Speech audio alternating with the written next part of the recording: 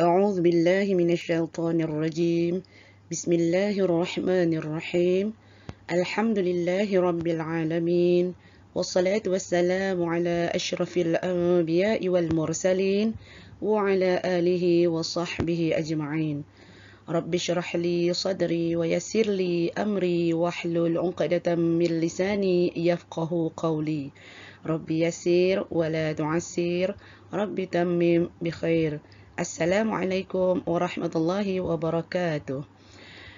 Apa khabar anak-anak semua? Bertemu kita kembali dalam sesi pembelajaran PDPC online bagi mata pelajaran tajwid tahun 6. Semoga anak-anak berada dalam keadaan sihat walafiat dan sentiasa menjaga SOP di rumah.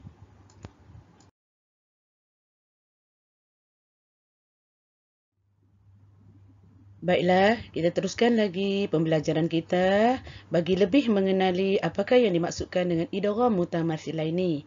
Baik, pada minggu lepas kita telah menyentuh pengertian bagi setiap hukum idgham dan dua pasangan huruf berserta dengan dua misal bagi setiap pasangan dalam pengertian idgham. Baik, pada hari ini Ustazah akan menerangkan lebih lanjut lagi perkara-perkara yang berkaitan bagi setiap idgham tersebut. Okey, yang pertama pengertian, yang kedua hukum bacaan, yang ketiga cara bacaan, yang keempat pasangan huruf dan yang kelima misal. Baik, kita sentuh yang pertama mengenai idgham mutamathilah ini. Okey, minggu lepas kita dah kenal pengertian idgham mutamathilah ini iaitu pertemuan dua huruf yang sama pada makhraj dan sama pada sifat. Okey, hukum bacaan. Apakah hukum bacaan bagi idgham mutamathilah ini? Hukum bacaannya ialah wajib diidghamkan. Okey, wajib dimasukkan. Okey, itu dinamakan hukum bacaan. Okey, kemudian cara bacaan. Bagaimana cara bacaan dia? Berbalik pengertian pada istilah, iaitu memasukkan huruf pertama yang bertanda mati ke dalam huruf kedua yang berbaris sehingga menjadi huruf yang bertasydid. Itu cara bacaan. Hukum bacaannya bagaimana? Cara bacaannya bagaimana? Okey. Kemudian pasangan huruf. Pada minggu yang sudah, kita telah menyentuh dua pasangan huruf, iaitu dal dengan dal, iaitu waqad dakhalu dan ba dengan ba. Idrib bi'asaka. Okey, hari ini kita akan perkenalkan beberapa lagi pasangan huruf, iaitu za bertemu dengan za. Za mati bertemu dengan za berbaris. Izzahaba. Kemudian lam dengan lam. Faqulli. Masukkan huruf pertama yang mati ke dalam huruf kedua yang berbaris. Kemudian seterusnya huruf kaf dengan kaf. Yudrikumul maut. Asal dia yudrikakumul. Tetapi oleh kerana diidghamkan mutamathilah ini, masukkan huruf kaf yang pertama ke dalam kaf yang kedua sehingga menjadi satu huruf yang bertasydid. Yudrikumul maut. Kemudian huruf ha dengan ha. Wa may yukrihunna. Rihunna. Ha mati yang pertama dimasukkan ke dalam ha yang kedua seolah-olah ada huruf yang bertasydid. Kemudian huruf ain dengan ain, iaitu tasти' alaihi. Baik. Baiklah, seterusnya kita pergi kepada hukum yang kedua, iaitu idgham mutaqaribaini. Pada minggu lepas kita telah menyentuh pengertian idgham mutaqaribaini dan sedikit misal serta pasangan huruf. Baik, hari ini kita nak menerangkan juga seperti idgham mutamathilah ini tadi, iaitu apakah hukum bacaan bagi idgham mutaqaribaini. Sama seperti idgham mutamathilah ini, hukum bacaan dan cara bacaan idgham mutaqaribaini adalah sama, iaitu hukum bacaan wajib diidghamkan, cara bacaan memasukkan, iaitu berbalik kepada pengertian idgham pada istilah, iaitu memasukkan huruf pertama yang bertanda mati ke dalam huruf kedua yang berbaris sehingga menjadi huruf yang bertasydid. Sama seperti idgham mutamathilaini. Baik, pasangan huruf pada minggu lepas kita dah sentuh mengenai pasangan huruf idgham mutaqaribaini iaitu lam dan ra pada misal wa qul rabbi pada tulisan dan pada bacaan wa qur rabbi. Okey, kan seolah-olah ada dua ra kat situ pada sebutan. Baik, ada satu lagi misal pada pasangan huruf lam dan ra iaitu misal dia berbunyi bal rafa'ahu. Bal rafa'ahu pada tulisan. Ingat bagaimana Ustazah terangkan pada minggu sudah bagaimana kaedah ataupun cara bacaan pada tulisan dan cara bacaan yang betul pada hukum setiap idgham tersebut. Okey, jadi pada hukum idgham mutaqaribaini cara bacaan yang betul ialah bar rafa'ahu, seolah-olah lam tu tak wujud. Sebab bunyi lam dah dimasukkan ke dalam diidghamkan. Hukum bacaan wajib diidghamkan, huruf pertama memasukkan ke dalam huruf kedua. Jadi seolah-olah lam tak wujud. Barrafa'ahu, bacaan yang tepat. Okey, untuk qaf dan kaf kita dah sentuh pada minggu lepas. Alam nakhluqkum. Alam nakhluqkum. Okey, dimasukkan bunyi qaf yang mati ke dalam kaf yang berbaris kerana qaf dengan kaf adalah huruf yang berhampiran makhraj dan sifat. Seterusnya, yang ketiga iaitu idgham mutajanisaini. Okey, pengertian idgham mutajanisaini kita dah terangkan pada minggu sudah dan untuk pengetahuan anak-anak murid semua, hukum bacaan dan cara bacaan idgham mutamathilaini, idgham mutaqaribaini dan idgham mutajanisaini adalah sama, iaitu hukum bacaan dia wajib diidghamkan manakala cara bacaan dia memasukkan huruf pertama yang bertanda mati ke dalam huruf kedua yang berbaris sehingga menjadi satu huruf yang bertasydid. Okey, ada kelainan sedikit iaitu untuk idgham mutajanisaini terdapat dua bahagian iaitu idgham mutajanisaini kamil, maksud memasukkan secara sempurna, dan idgham mutajanisaini naqis iaitu memasukkan secara tidak sempurna. Okey, bagaimana dikatakan naqis dan kamil ini? Okey, pada pasangan huruf kita tengok kepada pasangan huruf. Okey, ba dengan mim. Okey, misal dia irkab ma'ana pada tulisan. Tetapi apabila memasuki hukum idgham mutajanisaini ba mim. Cuba sebut ba mim. Ba mim. Makhraj dia sama iaitu di antara kedua-dua bibir. Tempat keluar makhraj. Tetapi sifat dia berbeza kerana huruf dia berlainan. Jadi apabila ba bertemu dengan mim, hendaklah dimasukkan idgham kamil. Okey, untuk pengetahuan anak-anak mudah nak ingat, apabila terdapat syaddah pada kalimah yang kedua, pada misal-misal ini, hendaklah kita masukkan ianya ke dalam golongan idgham mutajanisaini kamil, iaitu memasukkan secara sempurna. Contoh, irkab ma'ana. Kita tak baca lagi irkab ma'ana sebab huruf ba ini kita dah masukkan ke dalam huruf mim, menjadilah seolah-olah dua huruf mim disatukan bersyaddah. Okey, bacaan pada tulisan irkab ma'ana. Pada tulisan, pada sebutan yang betul irkam ma'ana. Okey, didengungkan dua harkat. Kemudian untuk ta dengan da. Afqalat da'awa. Afqalat da'aw. Okey, afqalat da'aw. Tetapi oleh kerana dah masuk dalam idgham mutajanisaini, masukkan bunyi ta yang ada sifat hams tadi. Hams, sifat ta ni sifat huruf dia hams, keluar angin. Hamas, keluar angin.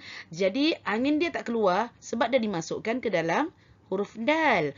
Bacaan yang betul pada hukum idgham mutajanisaini ialah afqalad da'aw. Afqalad da'aw. Okey, jadi masukkan bunyi ta tu ke dalam huruf da dengan idgham mutajanisaini kamil, sempurna sebab ada syaddah. Okey, kemudian untuk da dengan ta. Qad tabayyana, qad tabayyana. Ta itu bersyaddah. Jadi cara nak masukkan dia qad tabayyana. Qad tabayyana. Sempurna. Idgham mutajanis ini kamil. Seterusnya huruf ta dengan ta. Wa qalat ta'ifah pada tulisan.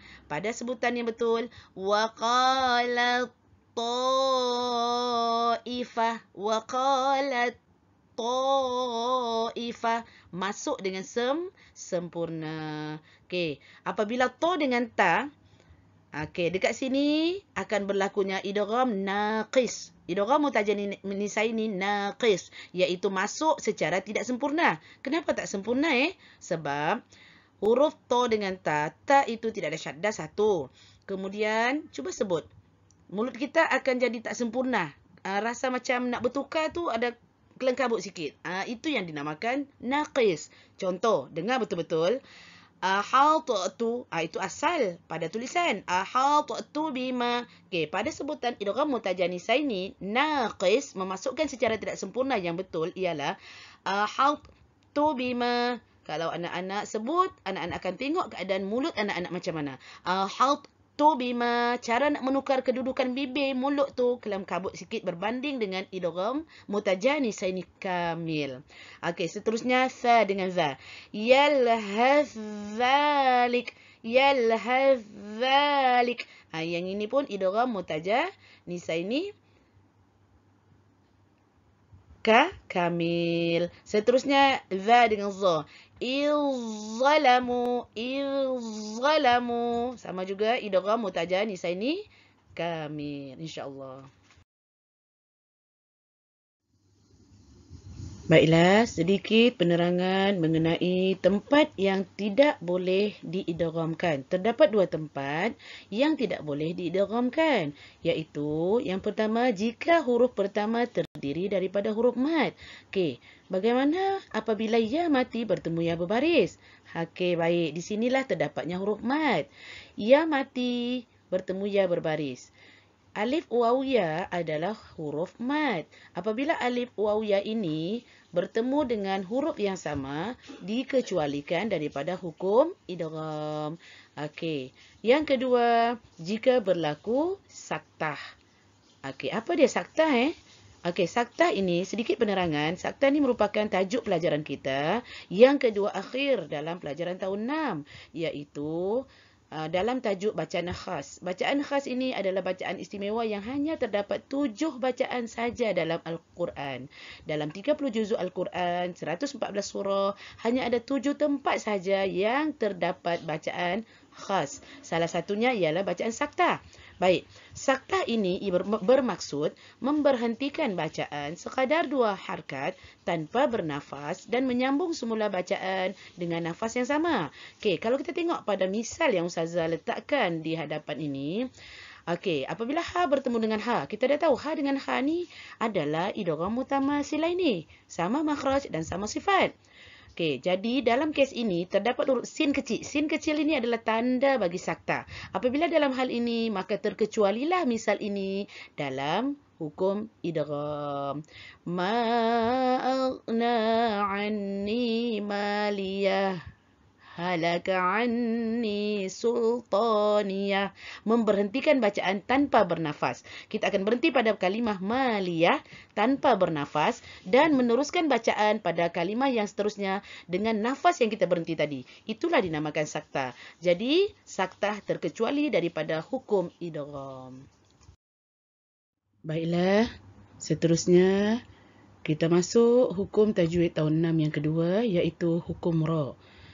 Okey, hukum ra ini terdapat 3 bahagian, iaitu bahagian yang pertama dinamakan ra tafkhim atau juga dikenali dengan ra tebal. Yang kedua dikenali dengan nama ra tarqiq ataupun juga dikenali dengan ra nipis. Dan yang ketiga ra dua wajah, iaitu boleh dibaca dengan ra tebal ataupun nipis.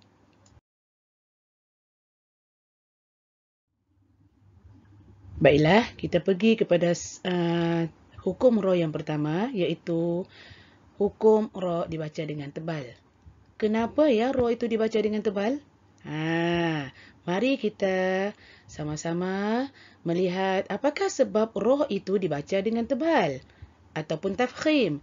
Baik, Sebab yang pertama ialah ro berbaris atas. Okey, kalau kita tengok pada bahagian-bahagian yang Ustazah paparkan di hadapan ini, sebab yang pertama ro dibaca tebal ialah kerana ro itu berbaris atas. Ro berbaris atas. Misal, Rabbana, ro baris atas. Rabbana. Yang kedua, Rabba. Itu adalah misal ro berbaris atas. Hendaklah dibaca dengan tebal. Okey, kemudian yang kedua. Apakah sebab yang kedua ro dibaca dengan tebal? Kerana ro berbaris depan. Ruhana. Ro waw mati depan ru. Ruhana. Okey, seterusnya. Sebab yang ketiga, kenapakah ro itu dibaca dengan tebal? Iaitu kerana ro mati sebelumnya berbaris atas. Okey. Pada misal, wa Maryama, wa Maryama, wa Maryama. Jadi kita kena baca dengan tebal sebab ro-nya berbaris mati sebelumnya berbaris atas. Okey, sebab ro yang keempat. Kenapa ro itu dibaca dengan tebal? Kerana yang keempat, ro mati sebelumnya berbaris depan. Pada misal, zurtumu. Zurtumu. Kita tak baca zurtumu, kita baca zurtumu sebab tergolong dalam ro tafkhim ataupun ro tebal. Dan yang kelima, sebab ro itu dibaca dengan tafkhim atau tebal ialah kerana ro mati bertemu isti'la berbaris atas. Sebelumnya berbaris bawah. Isti'la, apakah yang dinamakan isti'la? Baik, isti'la itu, perkataan isti'la ni sebenarnya, pelajaran ni kita akan belajar di akhir tajuk hukum ro. Isti'la. Tapi Ustaz akan terangkan. Isti'la bermaksud suara meninggi dengan lidah terangkat ke langit ketika menyebut huruf isti'la. Sekali lagi, suara meninggi dengan lidah terangkat ke langit ketika menyebut huruf isti'la. Bagaimana tu? Kita kenal huruf-huruf isti'la. Terdapat satu himpunan huruf-huruf isti'la, iaitu 7 huruf isti'la yang diletakkan dalam satu rangkai kata yang berbunyi khussadagtin qiz, khussadagtin qiz, khassadagata qaza, khassadagata qaza, khussadagtin qiz. Inilah dia himpunan huruf-huruf isti'la.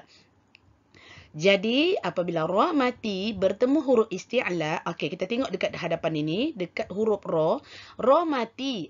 Ro mati bertemu huruf isti'la. Huruf isti'la yang dimaksudkan adalah huruf so, bertemu dengan huruf so sebelum ro mati berbaris atas. Berbaris bawah. Pada misal, labil mirsadi. Kita tak baca labil mir. Kita baca tebal.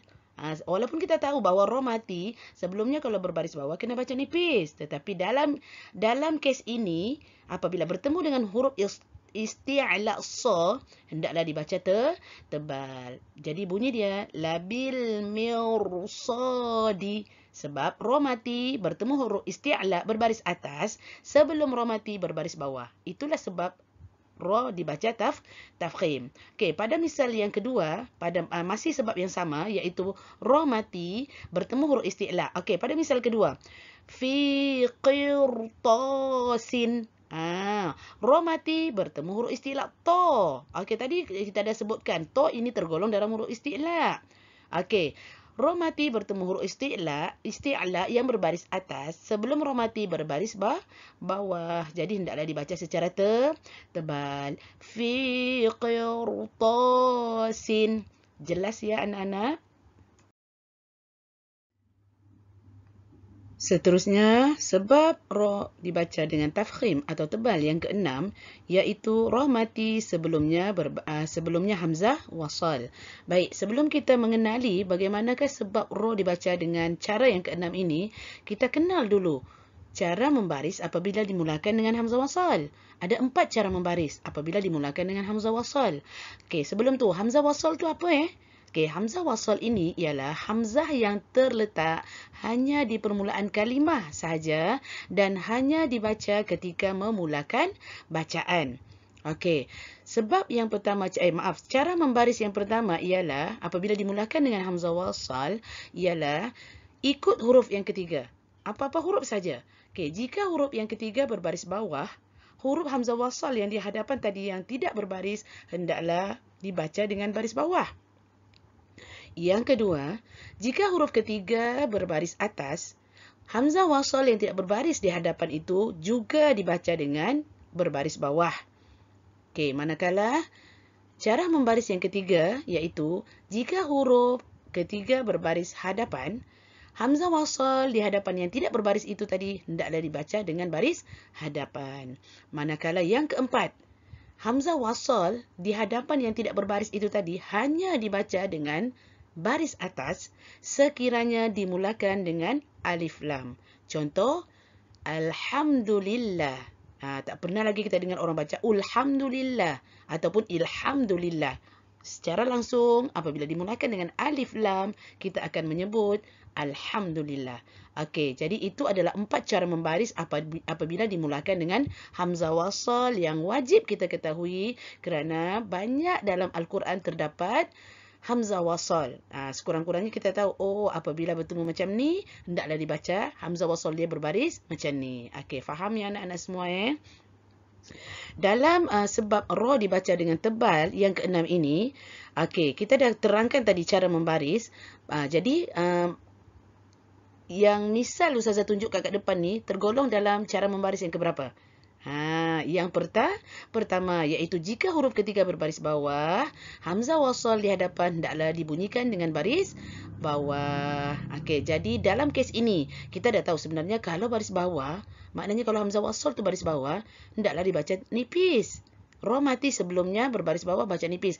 Terkecuali apabila ra mati bertemu dengan hamzah wasal. Jadi cara membaris dia irji'i. Jelas ya cara bacaan yang tepat bagi sebab ra dibaca yang tebal yang keenam. Baik, yang ketujuh. Okey, yang ketujuh sebab dia ra diwaqafkan. Apa makna waqaf? Apakah arti waqaf? Waqaf artinya memberhentikan bacaan.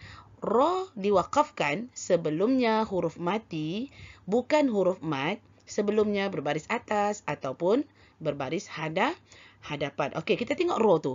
Ra tu selepas ra ada tanda mati, ada tanda waqaf. Waqaf dengan mati berbeza Okey, ra diwaqafkan, ra mati, ra diwaqafkan.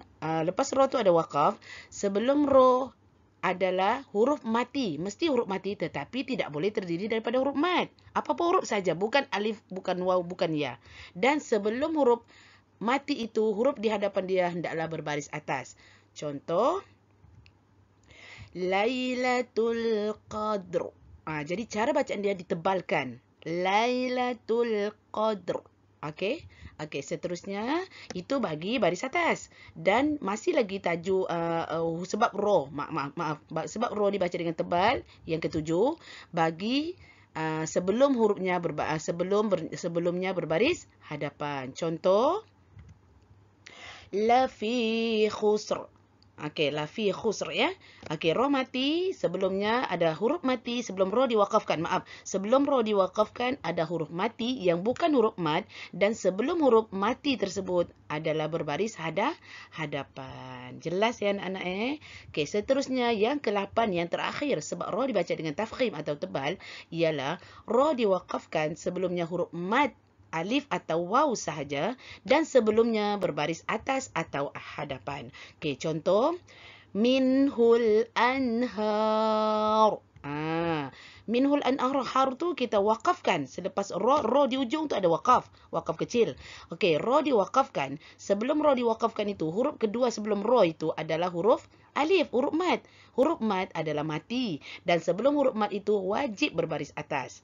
Manakala seterusnya,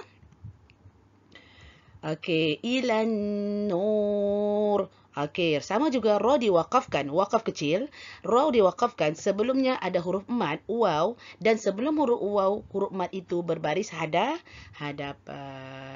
Harap anak-anak faham ya apa yang Ustazah terangkan untuk hari ini. Hukum ra dan sedikit penerangan bagi hukum idgham sambungan minggu lepas. Okey, baiklah anak-anak, setakat itu sahaja untuk hari ini. Moga-moga sedikit perkongsian kita menambahkan pencerahan lagi pada ilmu-ilmu yang kita pelajari pada hari ini, insya-Allah. Assalamualaikum warahmatullahi wabarakatuh.